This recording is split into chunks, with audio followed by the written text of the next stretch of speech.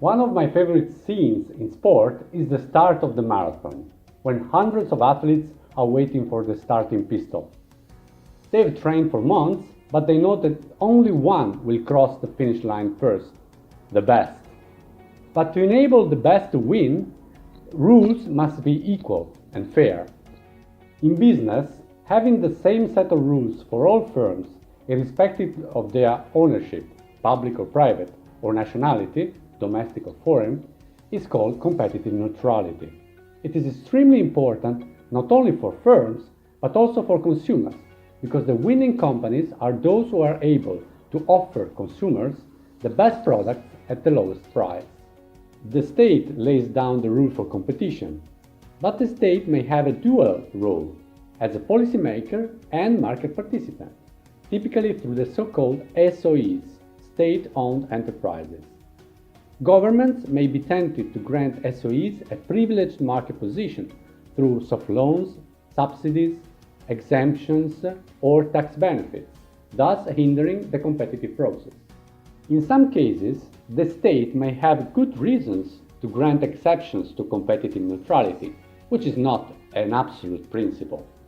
In particular, SOEs, or even private companies, may be granting exemptions to attain public policy objectives. However, these exceptions should be limited to what is strictly necessary for achieving the objectives. The public policy goals should be balanced against the loss of consumer welfare.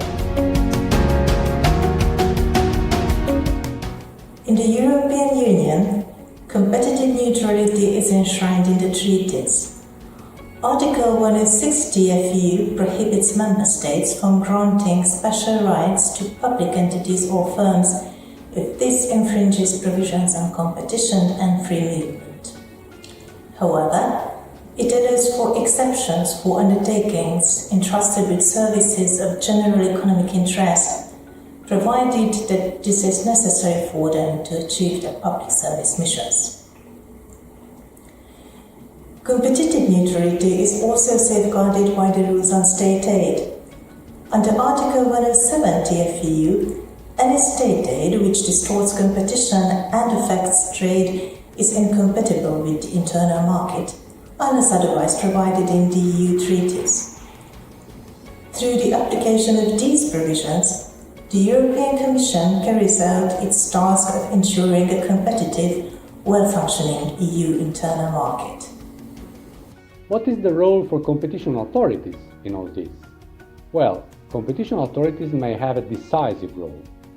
They can promote competitive neutrality both through competition enforcement by tackling anti-competitive practices by SOEs and through competition advocacy by urging policymakers to choose the least competition restrictive options to achieve public policy objectives.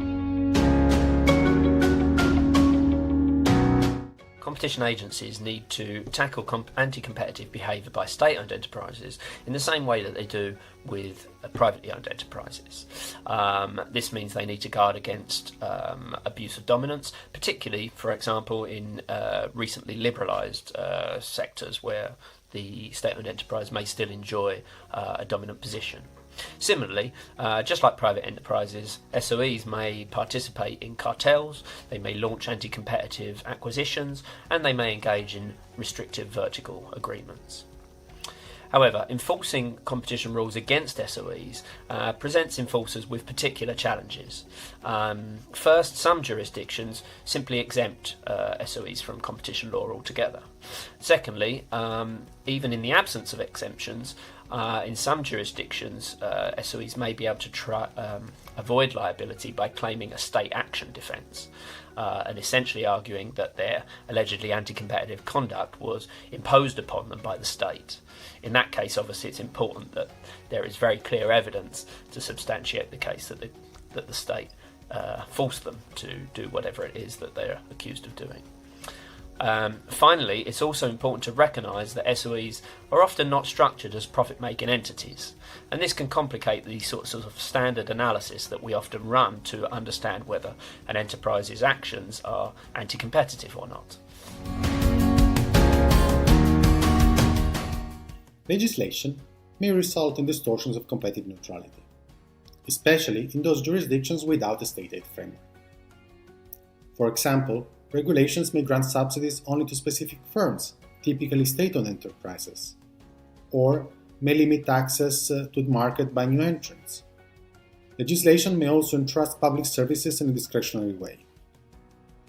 In all these cases, competition authorities can foster competitive neutrality using advocacy powers. Competition authorities can also promote privatization or liberalization reforms, typically in cooperation with sectoral regulators or ministries.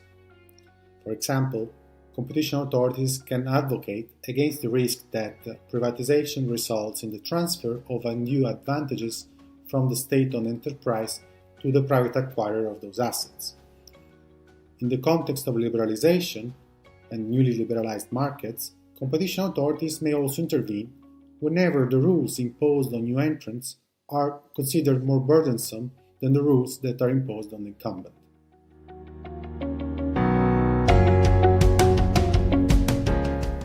We can expect that the COVID-19 crisis will further increase the relevance of SOEs as a result of state interventions to support the economy and stimulate growth. Then it will be for competition authorities to advocate for industrial policies that focus on pro-competitive solutions and ensure that state aid is provided in a transparent way and for a limited period. If those efforts are successful, competition authorities will foster competitive markets and a quick, vigorous economic recovery.